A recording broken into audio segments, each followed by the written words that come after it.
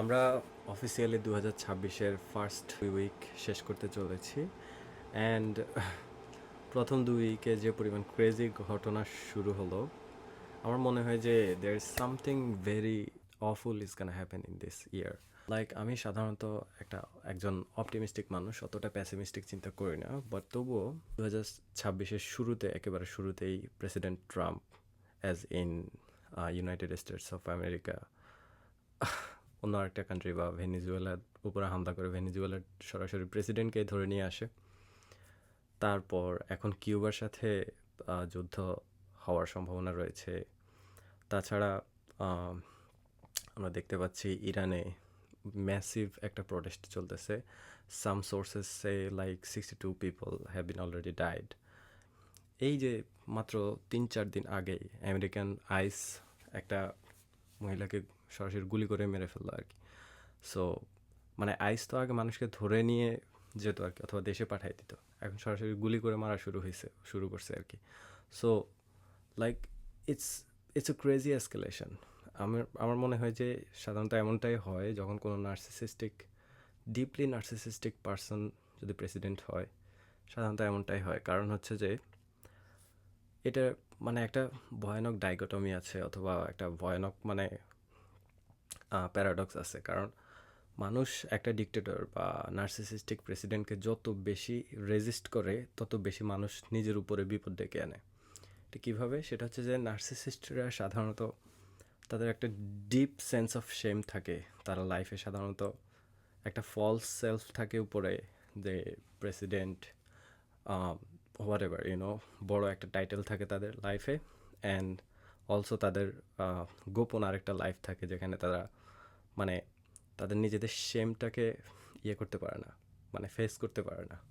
I mean, তখন তারা কী করে, তাদের সেই ডিপ সিটেড শেমটাকে লুকানোর জন্য, অথবা সেই শেমটাকে নিজে ফেস করা থেকে বিরত থাকার জন্য যে কোনো মানে এক্সটেন্টে যাইতে পারে। সো এটার একটা উদাহরণ হচ্ছে যে এখন আমেরিকাতে যা ঘটতেছে আর কি। ডোনাল্ড ট্রাম্প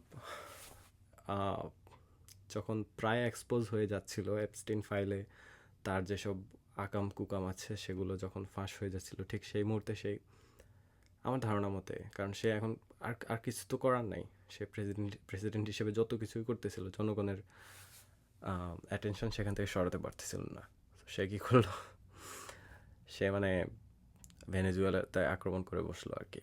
অ্যান্ড কারণ হিসেবে সে দেখালো সে ভেনেজুয়েলার যে তেল আছে, হিউজ তেলের খনি, সেটা মানে এক্সটর্ট করবে আর কি। অ্যান্ড অনেস্টলি তেলের খনি এক্সটর্ট করা এত ইজি না। অলসো অলরেডি আমেরিকান যে তেলের কোম্পানিগুলো আছে, তারাও সাধারণত মানে এই রিস্ক নিতে চাচ্ছে না আর কি। এটা মানে এক্সটর্ট করা এত ইজি না। এত ইজি হলে ভেনেজুয়েলা আরও আগে অনেক অনেক ধনী হইতো। আর তাদের উপর তো আমেরিকা অনেক আগ থেকে মানে স্যাংশনও রেখে দিয়েছে। আর আসি ইরানের ব্যাপারে। এই যে ইরানে এত বড় একটা প্রোটেস্ট চলতেছে, এগুলা আমার ধারণা মতে আমেরিকান সিআইএর অপারেশন আর কি, বা ফরেন গভর্নমেন্ট ইন্টারভেনশনের যে সাধারণ মানে টাইপিক্যাল ট্যাকটিক আর কি।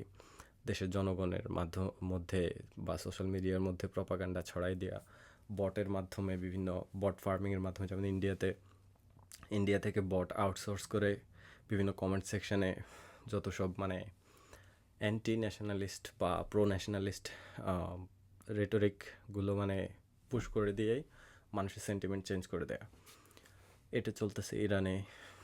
আমার ধারণা মতে মিডল ইস্ট খুব ভয়ানক একটা কেওসের দিকে হয়তো যাচ্ছে সামনে। তাছাড়া আমেরিকান যে হেমিস্ফিয়ার, এটাও মানে মারাত্মক একটা মানে কেওসের দিকে যাচ্ছে আর কি। আমেরিকার ভেতরেও সিচুয়েশন আমার মনে হয় না মানে ঠিক হবে। সো 2026 নিউ ইয়ার রেজুলেশন বলতে আমার মনে হয় না আমরা কেউই কোনো একটা রেজুলেশন করতে পারি, কারণ সারা বিশ্বব্যাপী আমার ধারণা মতে যদি এই একটা টিপিং পয়েন্ট আমরা পার করে ফেলি, এই যে যুদ্ধগুলো আছে এগুলো যদি কোনোভাবে একবার লেগে যায়, মানে আমি মনে করি থার্ড ওয়ার্ল্ড ওয়ার হওয়ার সম্ভাবনা আছে। এবং কি এই পয়েন্টে এসে আমরা পৃথিবীর 3টা হেমিস্ফিয়ারে 3টা মানে নার্সিসিস্টিক প্রধান পেয়ে বসেছি। আমরাই মনে হয় ফার্স্ট অ্যান্ড লাস্ট জেনারেশন যারা যে পিস টাইম বা শান্তির সময়টুকু একটুখানি মানে এনজয় করতে পারছি। এবং কি আমরাই হয়তো মানে আবার আরও একটা হিউজ ক্যাটাস্ট্রফি নিজের চোখে দেখে যাইতে পারবো, আমার ধারণা এটা। সো ঠিক চীনে শি জিনপিং, যেমন আমেরিকা এখন তাদের মানে পাওয়ার খাটায় পাশের একটা কান্ট্রির পুরো প্রেসিডেন্টকে ধরে নিয়ে আসছে, ঠিক চীনও তো পারে যে একই ফ্রেমওয়ার্কে তারাও তো পারে তাইওয়ানের উপর অ্যাটাক করে দিতে। তখন আমেরিকাও তো ইয়ে করতে পারবে না। আর গ্লোবাল ওয়ার্ল্ড অর্ডার কথা তো বাদই দিলাম, এই যে এতদিন ধরে ইসরায়েল ফিলিস্তিনের উপর এত বোমা মারতেছে, গ্লোবাল ওয়ার্ল্ড অর্ডারকে কেউ খানাই দেয় না, পাত্তাই দেয় না।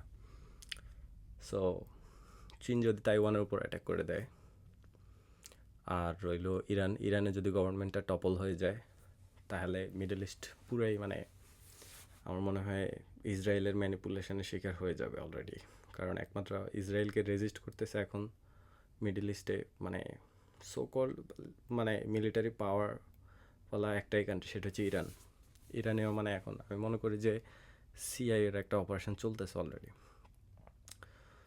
So yeah, we are pretty much cooked in 2026. Let's hope for the best. See you later. Bye.